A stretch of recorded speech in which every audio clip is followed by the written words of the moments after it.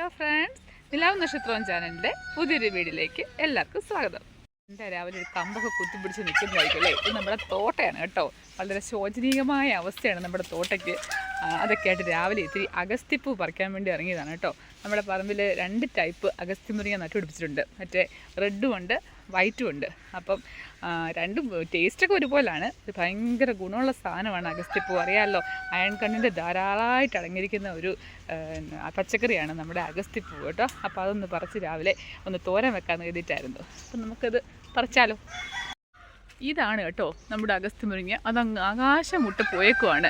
നിങ്ങൾ ഈ അഗസ്ത്യമുരിങ്ങ വാങ്ങിച്ച് ആരെങ്കിലും വെക്കുന്നുണ്ടെങ്കിൽ പ്രത്യേക ഒരു കാര്യം ഓർത്തോണം. നമ്മുടെ ഹൈറ്റിൽ അതിന് പൊങ്ങാൻ സമ്മതിക്കാവുള്ളൂ. അവിടുന്ന് അത് പടന്ന് കിടക്കാൻ വേണ്ടി അങ്ങനെ ഇതിനെ വിടാവുള്ളൂ കേട്ടോ. ഇതിപ്പോൾ എപ്പോഴും പൂവായതുകൊണ്ട് നമ്മളത് കട്ട് ചെയ്യാൻ സമ്മതിക്കാതെ ഇതിപ്പോൾ അതാ ഈ നിലയിലെത്തിയേക്കുവാണ്. പൂ പറിച്ചെടുക്കാൻ ഭയങ്കര പാടാണ്. കണ്ടില്ലേ തോട്ടയുടെ അവസ്ഥ കണ്ടില്ലേ? ഭയങ്കര ശോചനീയമായ അവസ്ഥയാണ് തോട്ടയ്ക്കും.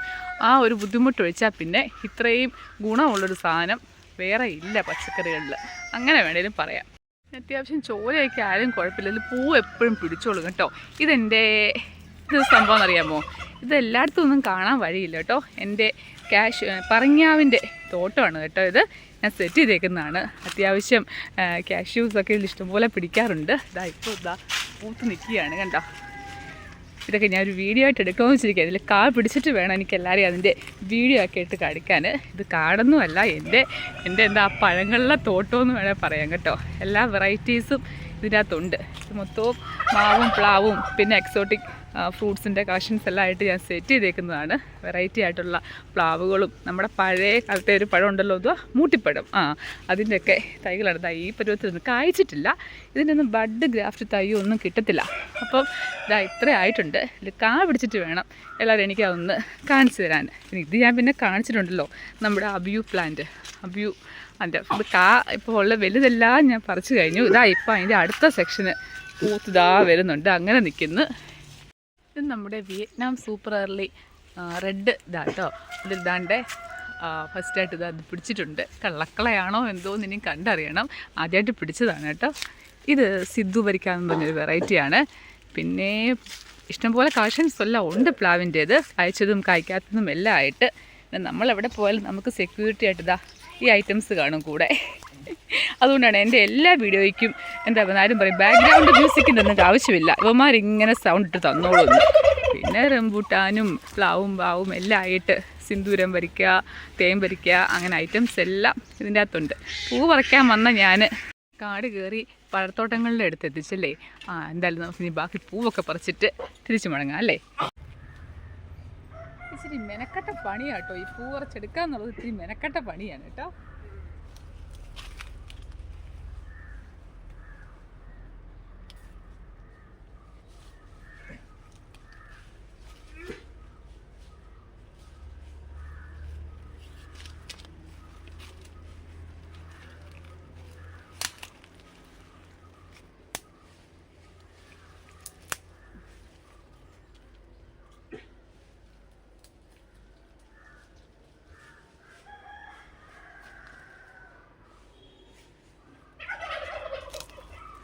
പൂ പറിക്കാൻ വന്ന് ഞാൻ കണ്ടോടെ എടുത്തുകൊണ്ട് ഇരുന്നിട്ട് ഇനി ഓടിക്കുന്നോ എന്തോ.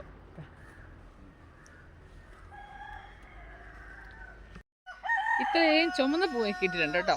ഇനി ഒരു വെള്ള കുറച്ച് നിപ്പുണ്ട് പൂടെ, അതുകൂടെ പോയി പറിച്ചാൽ അത്യാവശ്യം നല്ല കറിക്കുള്ള ഒരെണ്ണം ആയിട്ടുണ്ട്. അത്യാവശ്യം തോട്ട വാങ്ങിച്ചു പറ്റൂ. അയ്യോ ഊപ്പാടൊന്നും കേട്ടോ ഈ തോട്ടം വെച്ച് ഇത്രയും പറിച്ചെടുക്കാൻ വേണ്ടി. ഇപ്പോൾ കമ്പിത്തോട്ടമൊക്കെ കിട്ടുമെന്ന് പറഞ്ഞേക്കാം. ഹൈറ്റൊക്കെ അഡ്ജസ്റ്റ് ചെയ്ത് നമുക്ക് വയ്ക്കാൻ പറ്റുന്ന തോട്ടമൊക്കെ ഇപ്പം ഓൺലൈനൊക്കെ അവൈലബിൾ ആണെന്ന് പറയുന്നിട്ട്. ഇനി അങ്ങനെ ഒരെണ്ണം വാങ്ങിക്കണം കേട്ടോ. എന്നാലും ഇതൊക്കെ ഇങ്ങനത്തെ സംഭവങ്ങളെ പറിച്ചെടുക്കാൻ പറ്റത്തുള്ളൂ. അപ്പം ഇനി ആ വൈറ്റ് പൂടെ പോയി ഇത്രയും വൈറ്റ് പൂടെ കിട്ടിയിട്ടുണ്ട് കേട്ടോ. അങ്ങനെ ഒരു 10, 15, 20 മിനിറ്റത്തെ അധ്വാനത്തിൻ്റെ ഫലമാണ് ഇത്രയും പൂക്കൾ പറിച്ചെടുത്തത്. ഇനി ഇതുകൊണ്ട് തോരനാക്കിയാൽ സൂപ്പർ. ഉച്ചക്കത്തെ കളി കുശാലായി. 10 or 20 രൂപ കൊടുത്താൽ മതി ഒരു തൈക്ക്. നമ്മുടെ എല്ലാ നഴ്സറികളിലും അവൈലബിൾ ആണ്. ഇല്ലെങ്കിൽ കൃഷിഭവൻ്റെ തന്നെ കൃഷിത്തോട്ടം ഉണ്ടല്ലോ, അവിടെ ചെന്നാൽ നല്ല തൈ കിട്ടും. ഏത് കളർ വേണേലും, വൈറ്റ് ആയാലും പിങ്ക് ആയാലും ഏത് കളർ വേണേലും ഉള്ള പൂവിൻ്റെ തൈകൾ നമുക്ക് അവിടെ കിട്ടും. എനിക്ക് ഈ തൈയൊക്കെ കൃഷിഭവനിൽ നിന്ന് ഫ്രീ ആയിട്ട് കിട്ടിയ സംഭവം കേട്ടോ. 10 രൂപയോ 15 രൂപയോ കണ്ട് കൊടുത്തപ്പോഴാണ് എനിക്കിത് ഈ തൈയൊക്കെ കിട്ടിയത്. അതുകൊണ്ട് നട്ടെന്തായാലും നമുക്ക് അത്യാവശ്യം കറി വേണ്ടപ്പോൾ ഒക്കെ നല്ല ഗുണമുള്ള ഇരുമ്പ് സത്തടങ്ങിയ നമ്മുടെ ഫ്ലവറൊക്കെ ഇഷ്ടംപോലെ കിട്ടാറുണ്ട്. കറി വെച്ച് കഴിക്കാൻ. എൻ്റെ അഗസ്ത്യപ്പൂവിൻ്റെ ഏറ്റവും ഇഷ്ടപ്പെട്ട ആളാണ് കേട്ടോ. ഇത് എൻ്റെ കൃഷിയുടെ പാർട്ണറാണ്, എൻ്റെ അമ്മൂമ്മയാണ്. ഇതാണ് എൻ്റെ കൃഷിയുടെ എല്ലാത്തിൻ്റെയും പാർട്ണർ കേട്ടോ. എൻ്റെ എല്ലാ സംശയങ്ങൾക്കും ഉള്ള ഉത്തരവാണ് ഈ നിൽക്കുന്നത്. അപ്പോൾ ഇദ്ദേഹം ഞാനാണ് ഇവിടെ അത്യാവശ്യം കൃഷികളൊക്കെ നടത്തുന്നത് കേട്ടോ. അപ്പോൾ ഇത് തോരനായിട്ടോ മെഴുക്കുവരട്ടിയായിട്ടോ ഒക്കെ നമുക്ക് ഉപയോഗിക്കാം. അപ്പോൾ ഇനി അടുത്തൊരു വീഡിയോ ആയിട്ട് വരുന്നവരേക്കും എല്ലാവർക്കും ബൈ.